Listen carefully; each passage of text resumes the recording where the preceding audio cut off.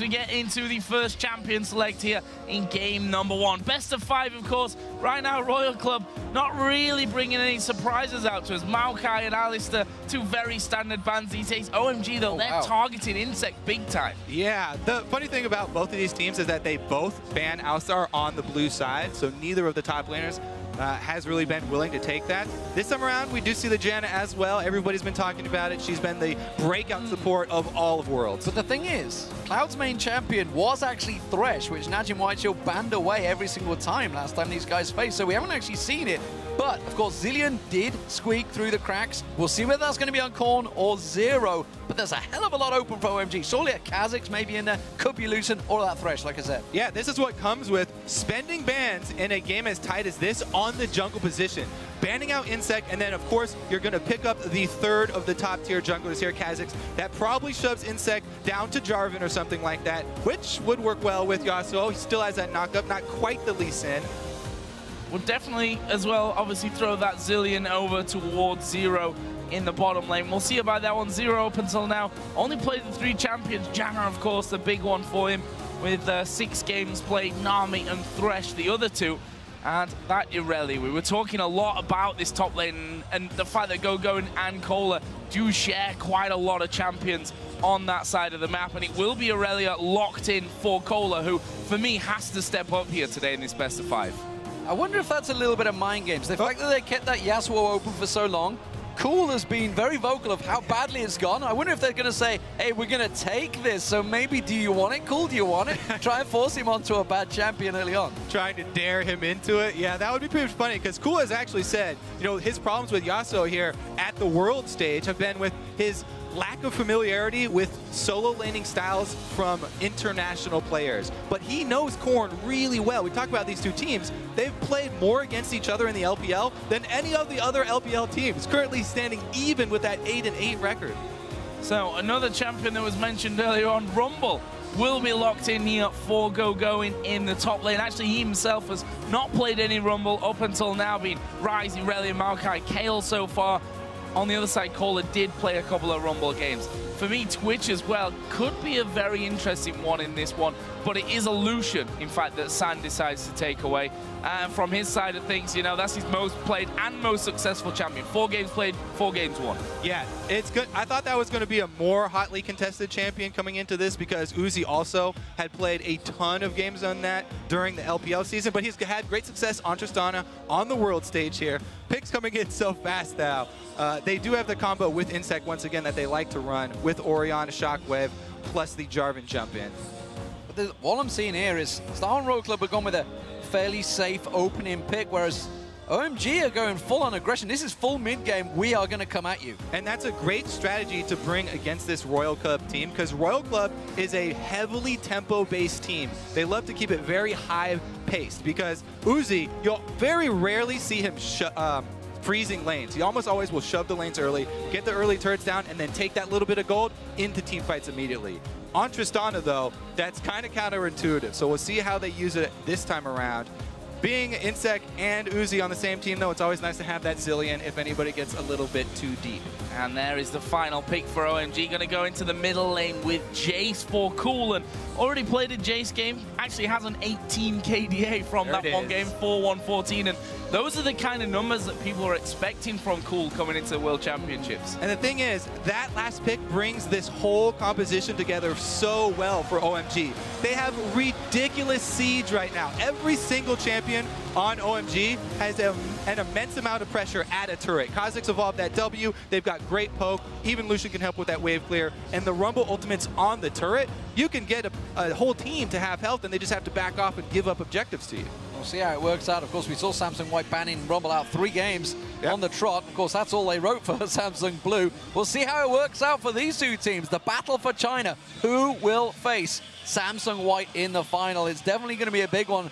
I know obviously the China fans out there will be edging on this one, but I want to see what you guys at home think about this series. Who will take the win in the first game here? Use your hashtags SHR win for Starhorn Road Club or OMG win, well, for OMG, of course, too, at LOL Esports. And, of course, we'll check out your votes once we get into the game. Big, big first game here, I feel, for both these teams. Yeah, definitely, because they have such a weird history with the best-of-5 games. Even in the interview, Zero was talking about how they were jokingly going to start out this series going 0-2, just because they've always started out going 2-0 and then losing the series. We'll see if that strategy actually works out for them this time around. But it has gone to best-of-5s. Yeah, every single time. Not sure that going 0-2 at the start is the way you really want to kick off a World Championship semi-final. We are going to find out, though, as we get into Game 1 between Starhorn Royal Club and OMG, with Royal Club starting out here on the blue side. So let's see how they start. We saw a lot of level 1 action between these Chinese teams throughout this tournament. This being the semi-final. Cool immediately getting caught out by Korn, but quickly strikes back. We'll see if there's any big invades. We saw a couple of first bloods. It looks like Gogoing will be searched out, caught out by the Demacia standard, and will step away to safety as Uzi just puts a quick shot on him, and they get their ward coverage in. Not quite able to finish off that ward there, but look at Cool's position. He's basically bullying them back. LoveLing spotted that ward going down on his red buff ramp, so early vision spotted pretty much across the map, and actually early sweeper used there. That will be obviously from Zero to clear out the vision of the Tribush up top. Yeah, they want to try and clear out as much vision as possible, work around this Lucian and Thresh lane here. Zilean and Trist, not the best combo early. Switching back here, though. Yeah, look at this. They've both shown each other in lanes, and they're both switching around. So whether OMG are reacting to Starhorn Royal Club or Starhorn Royal Club reacting to OMG, either way, it's going to be a 5-man push from OMG. They want the invade, and it looks like Starhorn Royal Club are going to react. Moving up there as well. This could be a very interesting start. No vision directly. They're going to get him off the blue area. They're edging their way through there. There is a ward down now, and they've got themselves around the corner. Currently, if we look at the minimap, 5 versus 4. If this were to kick off, Royal Club are going into this one. They're not going to spot them till the very end. There's a flag over the top, which gives it away. Damage, exchange either side, but no kills coming down just yet. It's all about the blue for now. Smite fight between the junglers. Who's going to get it? Nobody wants to do damage to it. This time around, Cool has come across, so now it's a 5-on-5. He's going to lay damage out from the side here as OMG force him away. Blue resets, and this is a very long level 1 engage. We're almost 2.5 minutes in already. It's because there's no hard engage level 1 for these teams. With Cloud starting out Flay, they'd have to get really close to actually make a fight happen, and we're 2 minutes and 30 seconds into the game with nobody in any lanes. 5v5 on the blue buff here. Nobody wants to give it up. We knew this was going to be a bloodbath. They're not interested in farming. Screw the experience. We want to fight straight away.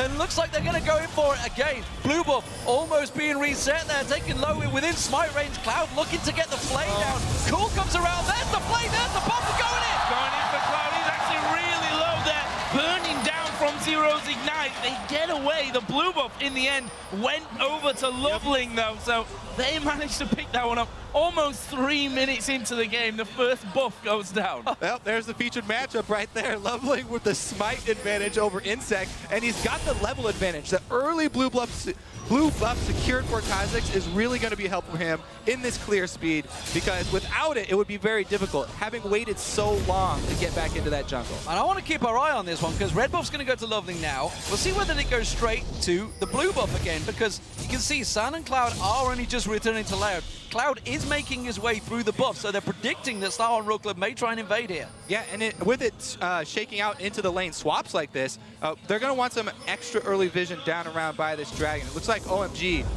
might be prepping it to go for one of those early dragons and exchange this Uzi and Zero swap to try and get that early gold and timer. Not going in. This is blue buff number 2 for OMG, so really nice little start. Cloud will actually be face checking either a 2-man round. Is level 2, so he's got the combo. There's the play back. Half HP. I don't think they've got enough to actually finish him off here, but they'll sure as hell do a lot of damage to him. No kill, but LoveLing's now coming down. Cool coming down as well. He's just backed off at the end there. San's going to try and keep them away. There's the ward going down. May get a bit more damage on towards inSec, forcing him away. Meanwhile, in the top, Gogoing dive on the tower. Zero taken so low by the tower hits. Uzi taking a lot of damage, but Gogoing, he's on his last little hit here, and they fancy the kill. Yeah, he doesn't have very much HP and no potions. So even though the dive doesn't net a kill, they do force him out of the lane. This is what I was talking about. The tempo base from Royal Club, they almost never will ever freeze a lane. Shoving it in early here, trying to pressure Gogoing. They get the teleport out. And now what can they do with a teleport advantage? We still have not seen Cola go into lane because San was able to freeze it so easily on his side.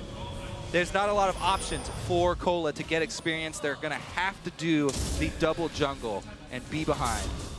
Bit of a crazy start, which frankly is what we were really looking for when we came into this best of 5. Cloud actually getting a deep ward in, which will spot out both Cola and inSec. Meanwhile, LoveLing now coming around the side. He's going to be spotted out by that ward that Uzi placed down just moments ago, and that'll mean that Uzi can just simply walk back to safety and will be able to recall off to base and spend the goal from his 29 CS. Man, the fact that OMG were able to keep Gogoing in a lane during this early laning phase is so big for them.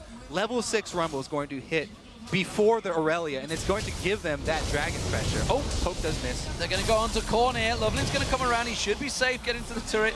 The knock away from Corfa just puts him out of range of the Void Spikes. And as you mentioned, the fact that Cola is being starved a fair bit. Of course, we all know that Trinity Force has to be picked up as quickly as possible for an Irelia player. And he's going to be behind potentially when we start hitting those big dragon fights. Yeah, and even before that, because they're pulling the lane swap back already, sending Uzi down bottom to gain the support and AD carry on at least the dragon side of the map. Irelia is going to go into this lane versus Gogoing very, very far down as far as the experience is concerned. What they're trying to manipulate here, Royal Club, is the teleport advantage. So we'll see if that actually is going to help them out. Remember, Gogoing did teleport to a turret, so it will at least be on that reduced cooldown for his teleport. Royal Club should have the exact timer, though. Himself actually nicely in the elite here. 10 CS is his advantage. Prevented Korn from going back just moments ago where they shot blast through the acceleration gate. It's 2 versus 2 now as they stack up both AD carries, picking up Pickaxe first item. Oh yeah, Pickaxe down there for both of them, so that's pretty even. However, we do see the difference in junglers. Both kind of on the bottom side of the map. Neither of them have decided to go up to gank that Rumble lane because Rumble shoving, and even if you're inSec, ganking a Rumble early with that sort of level advantage would be very dangerous. So both junglers on the bottom side of the map are going to try and pay attention to the AD carries this time around. The difference being that OMG had that very deep ward that Cloud managed to get in there, giving vision that they know inSec's there, and LoveLing is getting in position to counter it. Doesn't look like inSec wants to go aggressive on this one, though, but he is ready and waiting if he is required. It seems he's going to be drawn back. So these lanes, very even in CS, despite the fact they've not really been against each other yet. Looks like he might be looking for that Lantern gank, because they did have this one deep ward on the bottom side by the double golem bush. Okay, they're going for it. Flash in. There goes the Lantern as well. Uzi actually pretty good damage back to Cloud though. Wow! Zero is going to fall, but Cloud made himself go down. Uzi will flash. Here comes Cola. That teleport's coming into him, but LoveLing has got the damage there. San and LoveLing will force Cola away as well, and it's a 2 for 1. For OMG. This is exactly what we were talking about. The vision they got by the double golems with this deep ward made them know that inSec wasn't going to be down there. And so they pull off the Lantern gate. Great play there from Cloud, but... And the teleport that Irelia used went in there. He's still only level 4, goes diving down. He's losing so much experience to Gogoing as that's happening. But what a great hook. Yeah, again, we got to commend Cloud. And this, of course, is the Uzi style. He's not going to try and escape. He's going to go for the kill. They called in Cola because of the teleport advantage, but because teleport took so long to channel, you know, didn't come in at the beginning of that fight, I think he'd lose out so much that he'd lose the kill anyway. And again, Rumble with the level 6 already got a whole bunch more extra experience. And they could, if they'd have realized the position they were in, there was 2 level 5s versus a level 4 that teleported in. They probably could have got another kill there. They just didn't realize the situation so quickly. But OMG off to a great start here, and you guys are home. 71% of you backing them now. Of course, it was different at the start of the game when you guys were predicting throughout the week, but clearly this has been a very strong start from OMG, just like we saw against Najim Whiteshield in the quarterfinals. 1,500 gold lead in the way that this is going. Looks like that Dragon might be on the cards here soon with Gogoing to teleport back up. LoveLing's actually bottom side of the map, and of course he's now 2-0 after that last little fight, which has given him that little jump in items. Another hook comes out from Cloud there. Doesn't quite connect onto things, but Dragon may be a real possibility, especially if they've got the blue under control. And I did go back and look at that replay. I mean, Cola was actually under his turret, so he wasn't in danger of dying to Gogoing there. Just a little bit late on the communication here for Royal Club for that teleport. And communication has been something we constantly are bringing up with this team because they obviously have so many languages they're trying to use to actually coordinate this early in the game. And just look how much he's hurting. You can see the CS differential is huge, but the fact he's had to go double Doran's blade early on Irelia. He's not even started the Trinity Force yet. Meanwhile, we already see the Haunting guys picked up. Whew, that was a quick back. That bullet's going to follow him all the way back to base there from Uzi, but he is miles behind. Remember, of course, the timing will be all out of cock right now because, simply put, we had almost a 4-minute level 1 stage. Yeah, I mean, that discrepancy in top lane is only going to get worse because, as we talked about, the opening for OMG, where they were able to get an extra lane of experience, was just so huge for getting this Rumble to a very good early start. We always talk about, you know, gold disadvantages and CS disadvantages. That just pure experience advantage that Gogoing had, he was able to bully Cola once they did shake out to the normal lanes. Remember, it's that 500 to 600 just gold of stats worth every single level that you have an advantage over your opponent. And the Haunting guys just makes him hurt all the more. Can't really deal with him at the moment. But here it is then. Dragon going to be started off by OMG. Jayce will be joining in the party. There is a ping there from Royal Club, so they're going to try and get involved, but I think this Dragon is going to be already gone. There's the smite coming out from LoveLing. First Dragon of the game goes over to OMG. And again, we're seeing the late game, or whoa, teleport repercussions of the teleport discrepancy. That was definitely unnecessary because they already had the teleport down, but now they're committed and they're probably going to shove in on this turret because right now they're giving up lane experience to Cola, some comeback time here for Cola. He's getting some good CS in, he's shoving up to the turret. This is a good opening for Royal Club to claw their way back in. Well, they don't have any vision above, they're going to go in.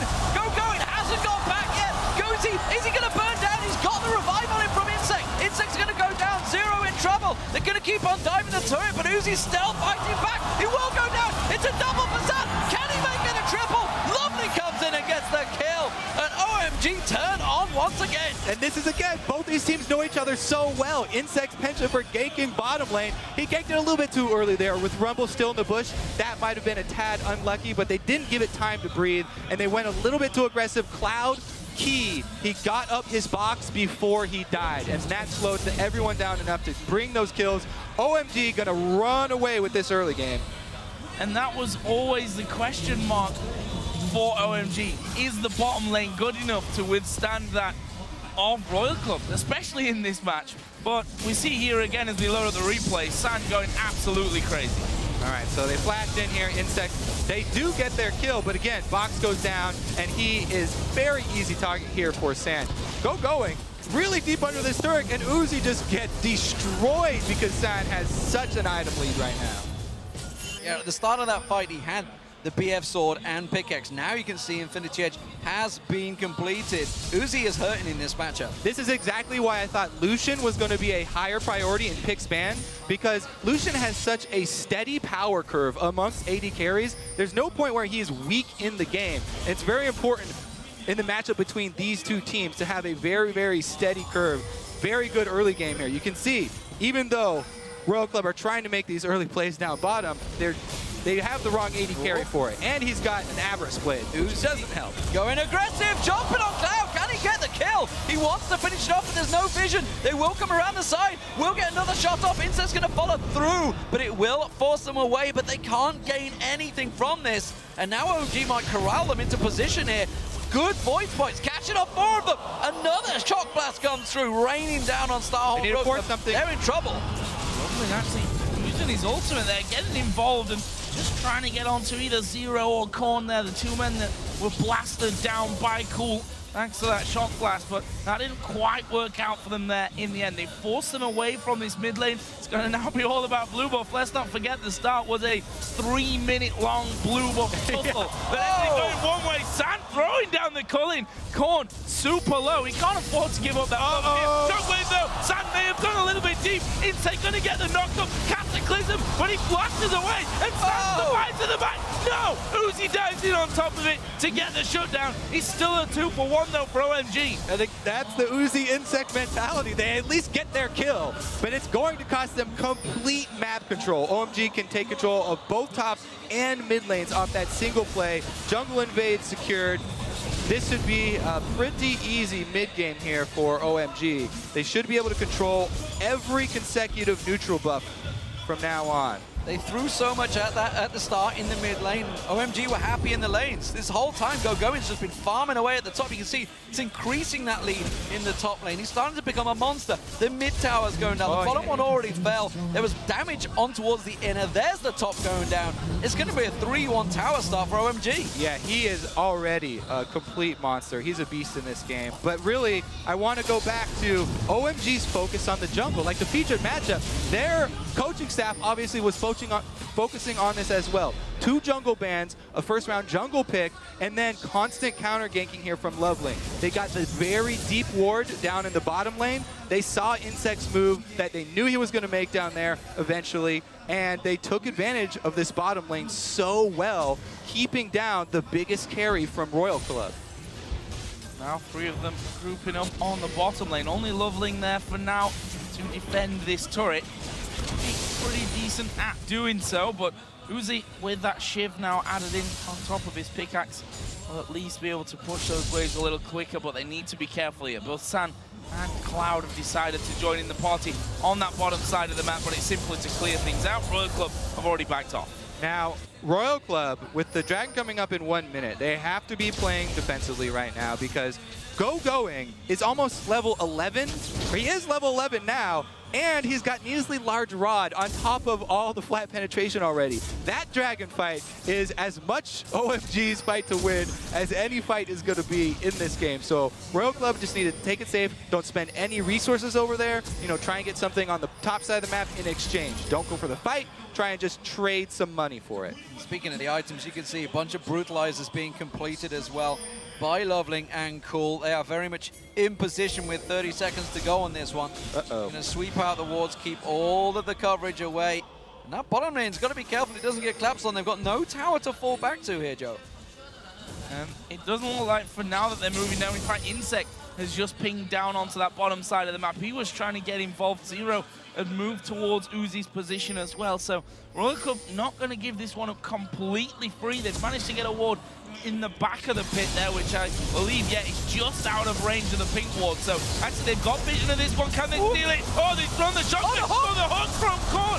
From Cloud will follow through. Korn is going to get blown to pieces. There's inSec throwing down the Cataclysm. Well, that won't make much of a difference. Zero's bomb finished up Cloud, but LoveLing, he's still going on this one. He manages to get the Zilean ultimate down. Cola will be chased to his death. They already lose out on Zero, and there is LoveLing, who is now unstoppable with 4 kills for 1. Yeah, that's pretty much the exact reason why we said they should probably not go for this Dragon fight.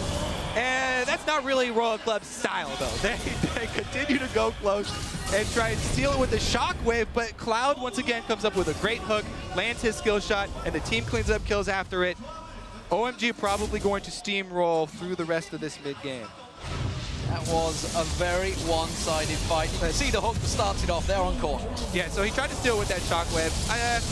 Good attempt there, but man, the collapse. What an ultimate from Rumble. Zones out half the team. They're able to flash over the wall. And even though there's an answer kill, LoveLing on this KhaZix is so far ahead because of his great early jungle work. He's so strong, able to jump in and secure 2 more kills for the team. This guy, LoveLing, the main reason that we like him, not even from just last Worlds, was just because he changes up his style pretty much every single game. And he adapts so well to his opponent. This is somebody that he's played against so many times. and he's just countered inSec so very well. And you've just got to wonder, the question, maybe even the mentality of Star and Rogue, the clear thinking, because going into that fight, despite the fact they knew they were behind in golden items, they're behind on 2 levels per person almost. You cannot win them fights. Yeah, I mean, that's why we thought maybe they would send some people up top side, try and shove the top lane or something on the opposite side of the map so you don't have to fight those great team fight champions that you're faced with right now. However, they went for the steal, and, you know, they have to pay for it. And they are losing more buffs. Cool will get that blue buff. It will surely just be a matter of time. They push down top lane towards the inner turret. Sand joined in. Cloud actually clearing off wards on the side. And again, a big shock blast will knock Zero. Not quite down to his namesake, but half of his health gone there. And you have to wonder how long they can actually hold on to towers at this point. Yeah, a lot of poke coming through. There's that great siege that we talked about. Culling going down. Don't forget the equalizer can be thrown down at any point just to bully them and brute force push them off this tower. Surprised they haven't gone for it already here. The shock blast doing their work though, and this is the problem. Once you start falling behind, there is a Jayce completely pounding away at you. That's your top laner, the tankiest member on your team. Hasn't completed the Trinity Forces, only got the Phage machine on so far.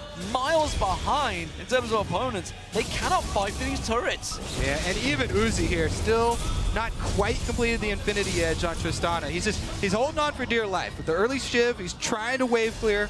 They're trying to just turtle up here. Well, through that turtle in, they managed to get a tower, the second one of the game here for Royal Club, but Jayce continues to batter from a distance, and they are going to wait this one out until they can get those final hits on that turret. They've scanned out the ward, which has now just been replaced thanks to Corp's Trinket, but this turret surely going down. inSec gonna die this big. Jumping on towards them, but it's not strong enough. Sand just quite happily tanks that through. There's the equalizer, splitting the team apart. inSec gets pounced on, straight away taking down Zero in trouble. And I think that's all OMG were waiting for. They're just like, wait for their opportunity. They cannot just take one, they can take 2 towers here. So even if you are gonna pull one of those last-ditch effort engages as this Royal Club team that's behind right now, you do it when all 5 people are already there. You don't have the teleport start channeling when inSec jumps in. You lose precious seconds, as you said, on one of the frontline champions that they don't have, and that's another lost team fight for Royal Club here, and a very, very easy Baron pickup for OMG. Maybe Zero was not joking, and they wanted to start this series out 0-2 so that they don't fall into their own curse. Well, certainly the best of fives after getting ahead. Yeah, it's certainly looking like they're starting out 0-1 at least, because this game all in control for OMG. Both Dragons taking the Baron. They've got a 12,000 gold lead after just 22 minutes. And we were talking about yesterday's semi-final, a clean sweep for Samsung White.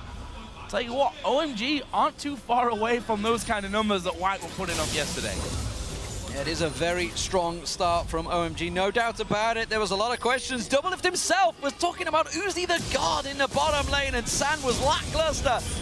I gotta be honest, Sand's looking pretty damn good in his opening start on Lucian, but let's not forget, he's on his favorite champion, and that's something they need to start looking at. Starhole and Royal Club, while they may not come back in this game, have to start looking at how they're going to focus on the pick and bans in game 2 as the red side. And I think not even just the pick and bans, but also their early game style. The problem for them has been predictability.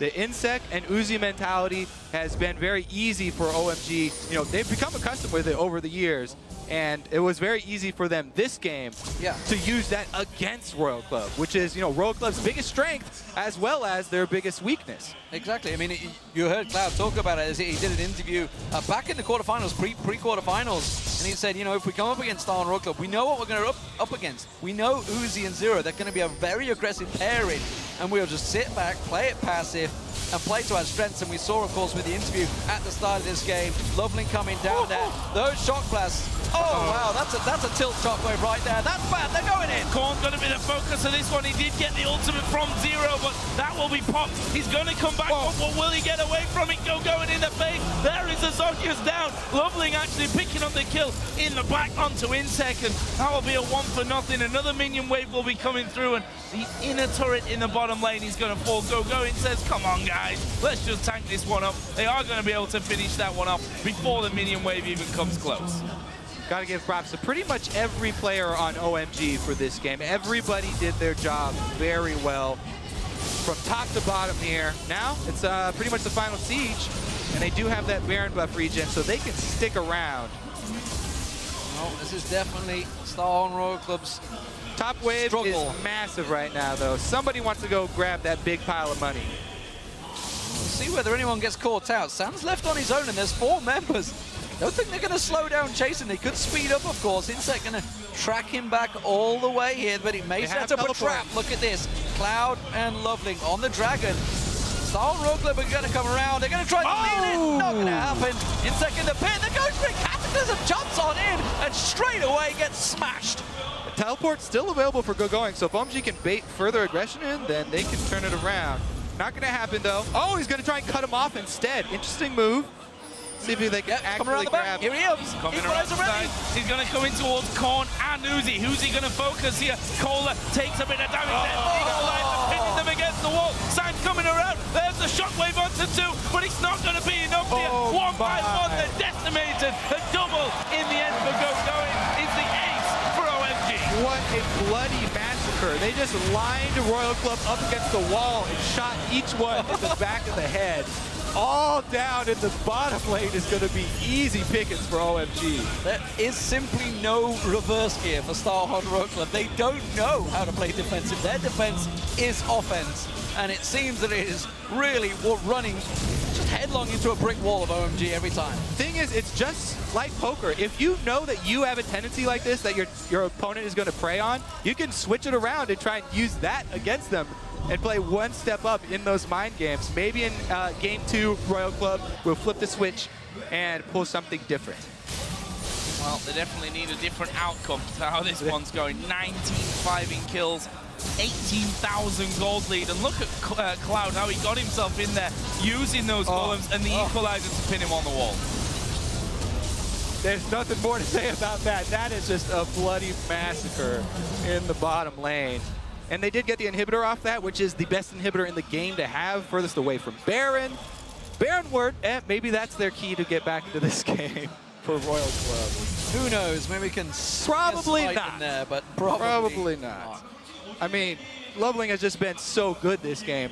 Legendary already. By the way, when we talk about how flexible he is, this is the guy that played Jungle Yorick last year and Jungle Braum in a competitive match and won the game.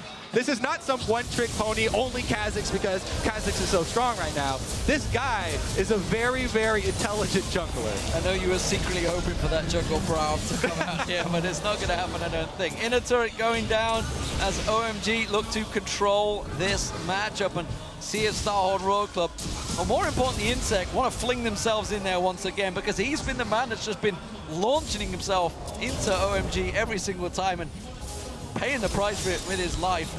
1-6-2, you can see, up against some gigantic stats of OMG now. And that's, you know, that's pretty much always been inSec's style of jungling, though. He's a frontliner, he's an initiator, he has a lot of deaths, but he creates a lot of plays for his team. Going again.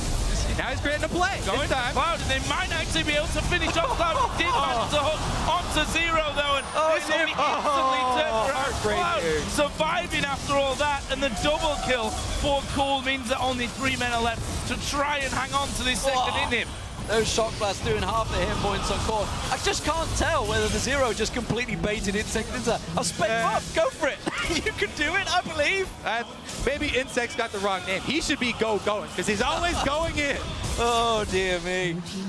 So top inhib tower goes down, inhib will follow, and OMG looking incredibly strong in game 1, but Star Royal Club, they really haven't played this one too smart, honestly. They've been running in like headless chickens trying to finish off this game. They're certainly going to finish it off one way or another, that's for sure, and it's going to go OMG's way. I'm not sure they're even going to back away from this, Joe. I think they're just going to keep on driving.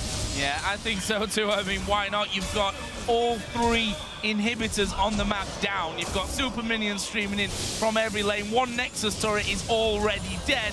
There's not really a lot to lose in this scenario for OMG. They're going to clear out the minions. I think Royal Club are going to give it one last-ditch effort to try and hold on to this game for just a little bit longer. See there, inSec smiting down the super minion, but he lives even longer. There's the damage on towards Cool, but can they hold them off? Shockwave comes in. Cola is going to go very low. They're actually trying to kill off Uzi at the bottom, and they won't just try. It'll be easy peasy. Korn gets back onto the fountain, but OMG turn back around towards the Nexus, take down the second turret. They're going to take the game.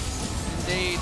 Dominant performance for OMG here in game one. Korn just tries to come off the fountain. They want to pick up some more kills. Korn got one back just at the end. But solid victory in game one for OMG. Very much controlled the game, controlled the lanes from the very start with that 3-buff opener. And they didn't look back.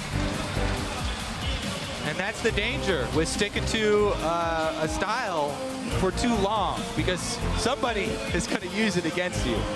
The thing is, with that style, Royal Club, if it looks really good if just a couple things go differently in the early game. If they get a leg up in the early game, then this style of constant pressure does look really good. So in game two, they're going to have to switch that up. But I think that's actually how sometimes it can look like they're getting absolutely destroyed, because a lot of teams, when you do start to fall back, you lose a dragon, you lose a tower here and there, you say, we're not gonna fight for the next dragon. But their style is fight, because if inSec gets in there, manages to somehow get out again after stealing the dragon, or we pick up a couple of kills, that's maybe a way back into the game. They're not a roll over and die kind of team. They'll fight, and I think that's why sometimes it looks ridiculously one-sided.